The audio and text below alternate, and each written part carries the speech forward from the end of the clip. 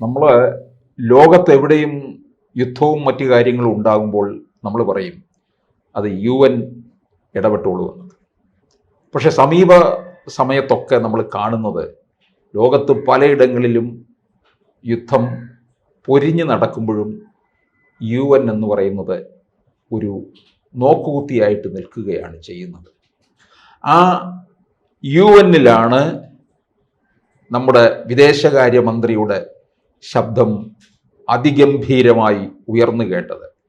മാറിയ ലോകക്രമത്തിൽ ഈ UN-ന്റെ പങ്ക് എന്താ?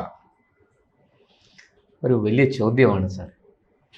നമുക്കറിയാം, ഈ UN രൂപീകരിക്കാനുണ്ടായ, യുണൈറ്റഡ് നേഷൻസ് രൂപീകരിക്കാനുണ്ടായ സാഹചര്യമൊക്കെ നമുക്കറിയാം. രണ്ടാം ലോക മഹായുദ്ധം, അതിനെ തുടർന്നുണ്ടായ സംഭവങ്ങൾ, ഹിറോഷിമയിലും നാഗസാക്കിയിലും ബോംബിട്ടതും ഒക്കെ നമുക്കറിയാം.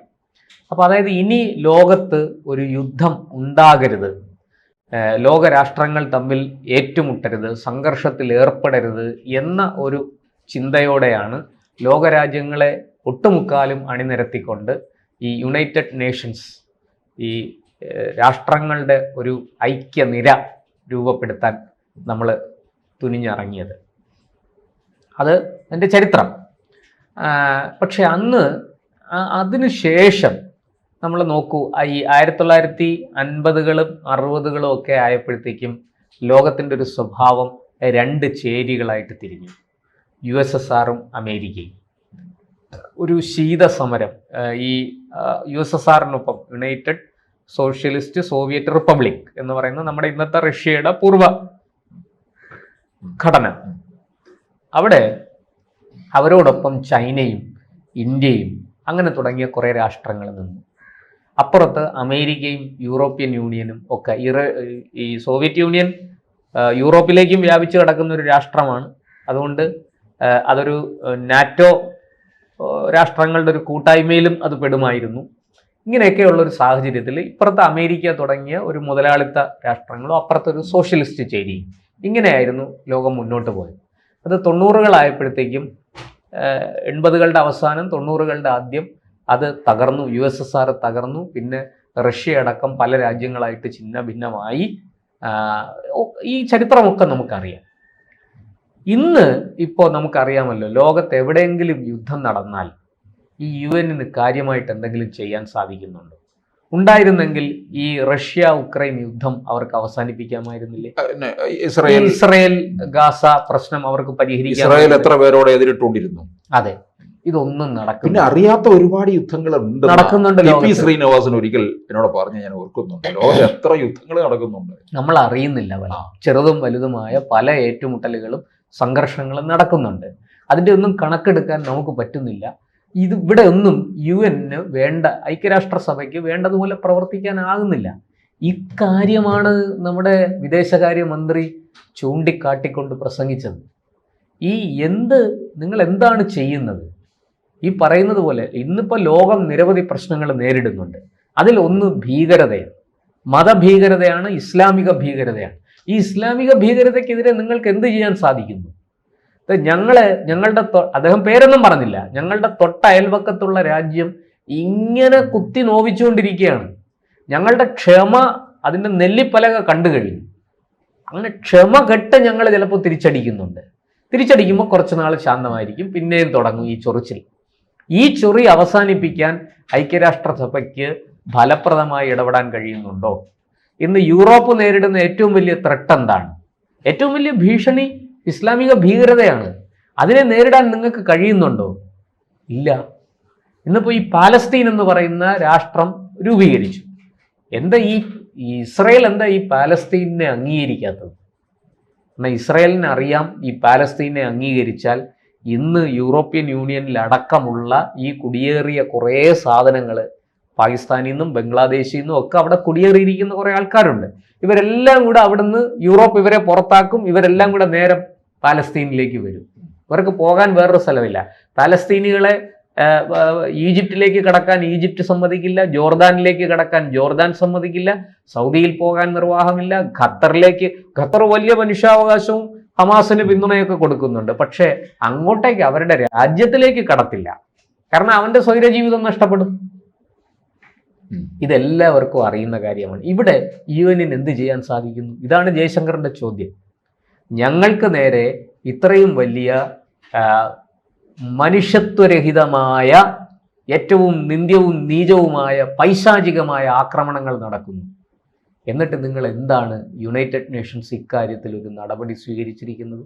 ഈ ഇസ്ലാമിക ഭീകരതയെ അവസാനിപ്പിക്കാൻ, ഇതൊരു മഹാവിപത്താണ്, ഈ വിപത്തിനെ അവസാനിപ്പിക്കാൻ നിങ്ങൾക്ക് എന്ത് ചെയ്യാൻ സാധിച്ചു? ഈ ചോദ്യത്തിന് ഉത്തരമില്ല.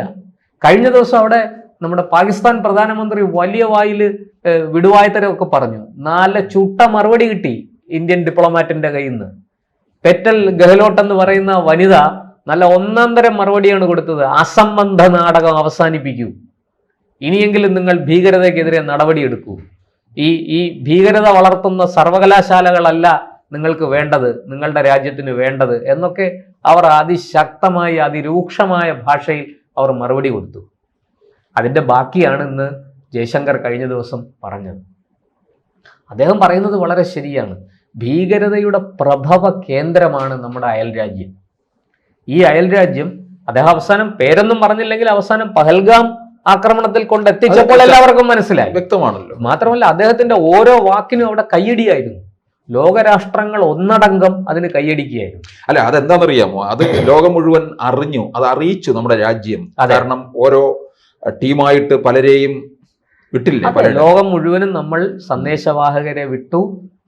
അവർ അവരുടെ ദൗത്യം കൃത്യമായി നിർവഹിച്ചു. അതുകൊണ്ട് ലോകത്തിന് മനസ്സിലായി. മുമ്പൊക്കെ എപ്പോഴും ചോദിക്കുമായിരുന്നു തെളിവെവിടെ.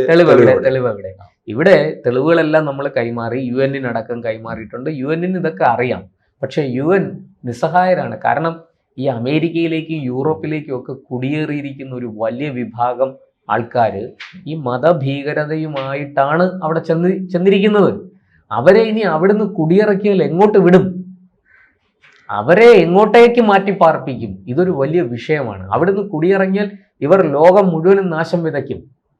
അതാ മറ്റാരെക്കാളും നന്നായിട്ട് UN അറിയാം. ഇത് UN അറിയാമെന്നുള്ള തിരിച്ചറിവ് ജയശങ്കറിനുമുണ്ട്.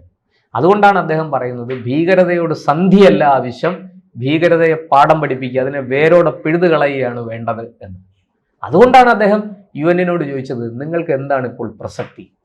നിങ്ങളിവിടെ എന്താണ് ചെയ്യുന്നത്?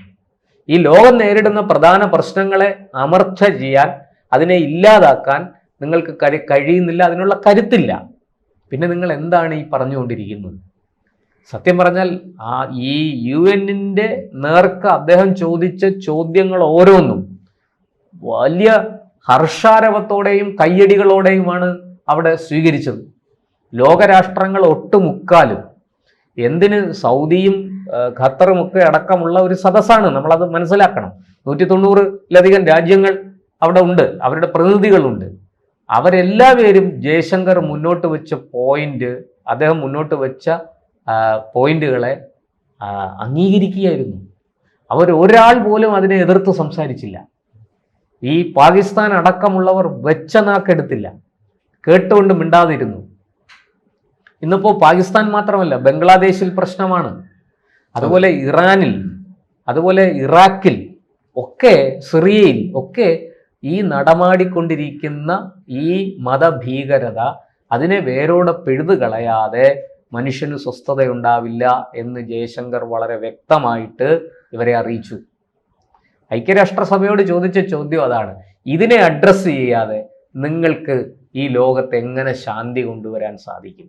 എങ്ങനെ ഒരു സംഘർഷരഹിതമായ ലോകത്തെ നിങ്ങൾക്ക് കെട്ടിപ്പടുക്കാൻ സാധിക്കും? എത്ര അർത്ഥവത്താണ് അദ്ദേഹത്തിൻ്റെ വാദങ്ങൾ. എന്തായാലും ഒരു കാര്യം വളരെ വ്യക്തമാണ്, ജയശങ്കർ UN പൊളിച്ചടുക്കി എന്ന് തന്നെ നമുക്ക് പറയാം. ആകെ ഒന്ന് കുലുങ്ങിയിട്ടുണ്ട്. യുഎൻ്റെ പൊതുസഭ, ഐക്യരാഷ്ട്രസഭയുടെ പൊതുസഭ അദ്ദേഹത്തിൻ്റെ വാക്കുകൾക്ക് മുന്നിൽ തലകുനിച്ചു നിന്നത് കേൾക്കേണ്ട ഒരു സാഹചര്യമാണ് ഉണ്ടായത്. എന്തായാലും ജയശങ്കർ തൻ്റെ കടമ കൃത്യമായിട്ട് നിർവഹിച്ചു. നരേന്ദ്രമോദിക്ക് ചേർന്ന വിദേശകാര്യ മന്ത്രി തന്നെ. നരേന്ദ്രമോദിയും എവിടെ ചെന്നാലും പറയുന്ന ഒരു കാര്യം ഈ ഭീകരതയ്ക്കെതിരെ സന്ധിയില്ലാത്ത സമരം വേണം എന്നാണ്. അദ്ദേഹം യൂറോപ്യൻ യൂണിയനെ അടക്കം അതിന് ക്ഷണിച്ചതാണ്. വരൂ, നമുക്ക് ഒത്തുചേർന്ന് ഇതിനെ എതിരിടാം. നമുക്ക് ഈ ഭീകരതയെ ഏറ്റവും കൂടുതൽ നേരിട്ട് പരിചയമുള്ള ഒരു രാഷ്ട്രമാണ് ഭാരതം. അതുകൊണ്ട് നമുക്ക് ഒത്തുചേർന്ന് ഇതിനെ നേരിടാം എന്നാണ് അദ്ദേഹം പറഞ്ഞത്. അതേ വാക്കുകൾ ആവർത്തിച്ചിരിക്കുകയാണ് നമ്മുടെ സുബ്രഹ്മണ്യം ജയശങ്കർ ഐക്യരാഷ്ട്രസഭയിൽ.